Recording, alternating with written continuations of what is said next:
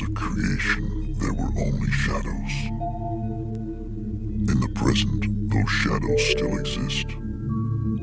Denying what you know to be real will only end in sadness. Open your mind and confront what lurks beneath the surface. For that is the only way you will conquer your fears. I'm an uninteresting man in my late 20s with a stable job and a happy family.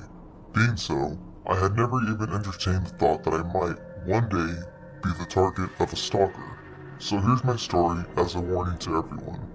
You don't have to be a typical, pretty young lady to catch the eye of a stalker. I don't know if this makes sense, but I am a habitual, yet very casual, Facebook user. I don't post a lot, but I do check my newsfeed quite often. One Saturday night, I was doing a quick round on Facebook before I went to bed when I received a friend request. I accepted it without hesitation. Just about every friend request I get, I accept it because I don't ever post anything very personal. As I said, I have a very casual approach on social networking. I do a quick glance on the profile that had friended me and saw that it was obviously a fake account. Not thinking much about it, I put away my computer and fell asleep. The next day, I was having lunch at a friend's house. Having completely forgotten about the friend request from the night before, my phone buzzed, and I saw that I got a message from a coworker of mine, Maya. Although Maya and I worked together and had few mutual friends outside of work, we didn't communicate much other than when it was about work. I checked it, assuming it was work-related. I guess looking back, you can say it was.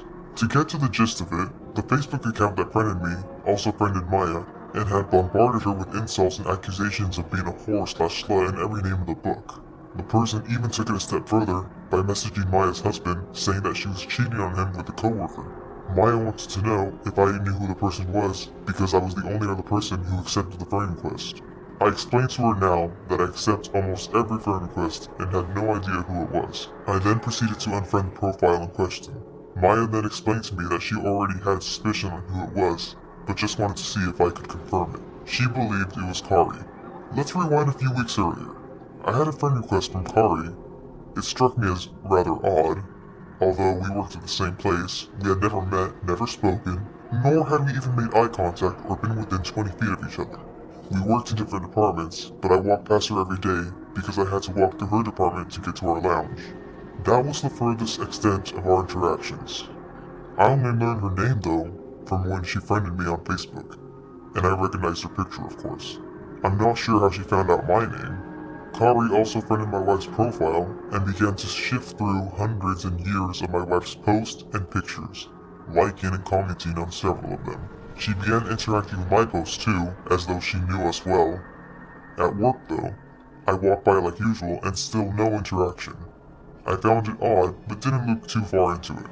So back to the present. The mysterious Facebook account continued to harass Maya until she told her that she knew it was Kari, and was going to call the police. I thought that was the end of that, but boy, I was wrong. Over several weeks, I began getting more friend requests from girls to hook up with me. Obviously, I knew they were all fake, and for the most part, I ignored them. I also began getting notifications from my Google and Facebook accounts about suspicious activity on my profile. Most of the time, it warned me about failed login attempts. One I specifically remember said my Facebook account was actually logged in from somewhere unusual and asked whether it was me. It wasn't me, and I should have been more concerned, but for some reason I didn't care. I was stupid, and even after that, I didn't bother to change my password. At that time, I viewed all these happenings as random, isolated incidents. I had no valuable stuff on my account, and didn't have any private secretive messages. What harm could they do, right? A few months passed when, one day, my wife gets a message from Kari stating that she had bought a high-end video camera and was looking to start some amateur filming. She wanted to know if we would help her by letting her film our family one day. Remembering what Maya had said months ago, I was reluctant, but wanted to give Kari the benefit of the doubt, so we agreed to tell her that we'd schedule a time for whenever we weren't busy, and left it at that.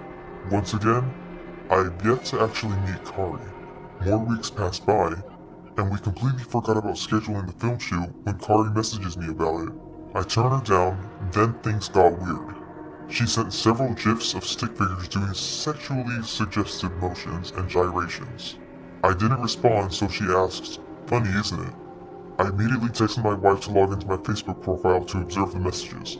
Not wanting to be rude, I agreed with Kari as of the humor in the gif she sent and carried on with the conversation.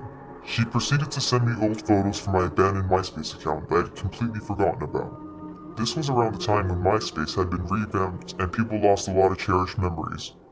Somehow, she dug up mine and decided to share them with me. This was where it started to get creepy. Things escalated quickly from there. She began talking about her body and how she wasn't attractive, trying to bait me into complimenting her looks. She was not beautiful, but she was an attractive person. I didn't bite though. Then she hit me with something out of the blue. She asked me about my private part, calling it my cock, suggesting that it was probably really big. I decided that enough was enough and stopped responding. Of course, my wife was reading the whole time and we were texting back and forth about how funny and weird this all was. I continued to go to work and still awkwardly never actually met her. I especially didn't want to strike up any conversations after that. Kari messaged me one final time asking for a favor. Maya had actually blocked her profile, and Kari suspected that Maya was saying bad stuff about her, so she wanted me to check her profile to confirm. I told her I wasn't going to stalk Maya for her, and that was that. Just between us though, I did check, and no, Maya couldn't care less to waste time talking about Kari. Around this time, my wife got a text from an unknown number. The person knew her name, but was trying to remain anonymous and was trying to flirt with her. We were with a bunch of friends at the time, and we'd all thought it'd be funny if we all text flirted with this person at the same time to annoy them. Once again, I never thought to connect any of the incidents. Kari eventually quit work, and I never saw her again. But I continued to get suspicious activity and friend requests that I, stupidly, continued to write off. I had all but forgotten about Kari. Then, I'd say over a year later, I get a bomb from my wife. A good friend of ours texted her that I was sending her very inappropriate messages on Facebook. I had been busy running errands all day and hadn't really checked my Facebook at that time. I found out that my password had been changed, and when I finally logged back on, all of my messages had been cleared. I had no idea the extent of what happened until I started hearing from more people that I was being very suggestive and nasty to them. The thing was, these weren't random women on my friends list that were targeted. These were women that were really close to me, good friends, my wife's sisters, my friends' wives. These messages weren't holding back either. They went all out in graphic detail about what I wanted to do to them. I felt completely violated and humiliated. I couldn't imagine how the women felt. My wife and I were really close to our families and friends, and every other week or so, all of our friends would get together and drink, barbecue, watch movies or sports, and hang out. We'd have several families over and never had a problem. All of them said they understood what happened and they know it wasn't me. Deep inside though, I could see that they felt that it possibly, potentially, probably was me. Over time, more and more of them stopped coming over, to the point where my home started to feel empty. I confided to my wife of how I felt that they think it was me, and she rebutted that I was just being paranoid. She argued that our friends were just busy with their lives, that they would eventually come over when they were free again.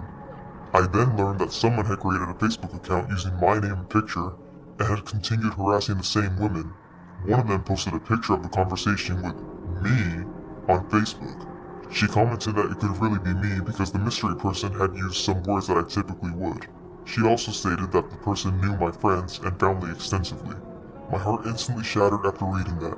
I quit checking my Facebook for the longest time, and I guess I fell into a mild depression. I felt miserable.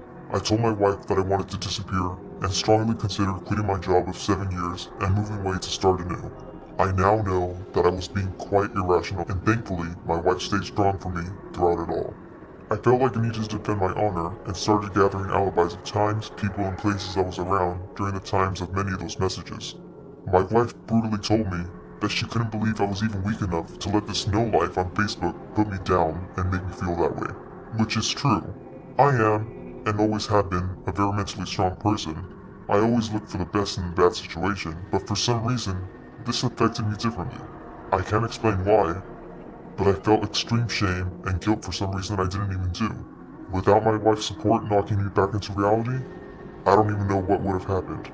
We advised our friends to just ignore the person, and eventually, everything stopped. From time to time, I still get a random friend request, but I don't accept them anymore. I don't have any proof that this was all the work of Kari. It just all happened during the time that she injected herself into my life and eventually stopped after she left it. My friends have started to come over again, but it hasn't felt the same ever since. I don't know if it's just them, or it's in my head. My wife and I came to the conclusion that Kari reveled in the misery of others. After tormenting Maya, she moved on and targeted me, trying to ruin my marriage and distance me from my friends for no other reason than the fact she enjoyed doing so. I'm sure she hasn't stopped and left me alone only because she found a new victim to harass. Kari, I never met you. Let's not meet.